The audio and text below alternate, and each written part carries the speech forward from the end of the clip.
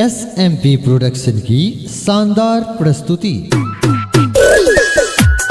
पगला बनाई तू हमारा कनाई सिंगिंग बाय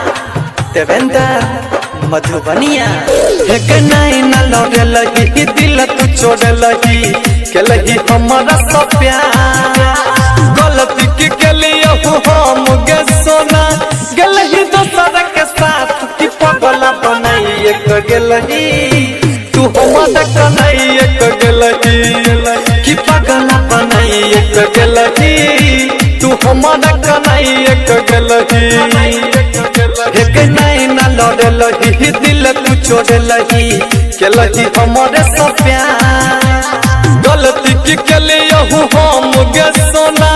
गेल दोसर के साथ की पगला बनाई गेलही तू हमारा कनाई गेलही की पगला बनाई गेलही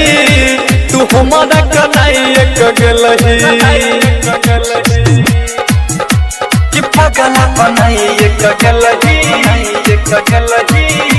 तू हमारा कनाई गेलही म्यूजिक डायरेक्टर डीजे नवल जी। अभी आप सुन रहे हैं मां शारदा म्यूजिक की शानदार प्रस्तुति। गेलही जहिया से ससुरा खुद के कहियो नहीं ककलाई बगला बना के हमारा बिच रही हम छोड़लाई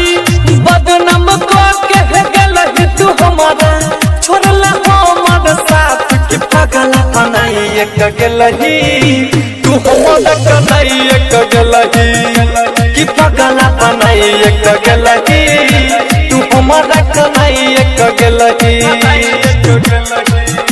की पगला बनाई गेलही तू हमारा कनाई गेलही म्यूजिक डायरेक्टर डीजे नवल जी। पगला बनाई गेलही तू हमारा कनाई गेलही डीज नवल के संगे सोना शादी तू तारा चलाई गायक देवेंद्र के गई तू ताठू देलाई सात जन्म के खाक तू क्रिया छोड़ला साथ की पगला बनाई गेलही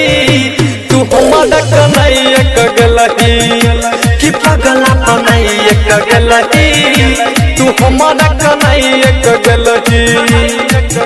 एक नाई न लौटलही दिल तू छोड़लही केलही हमारे सब प्यार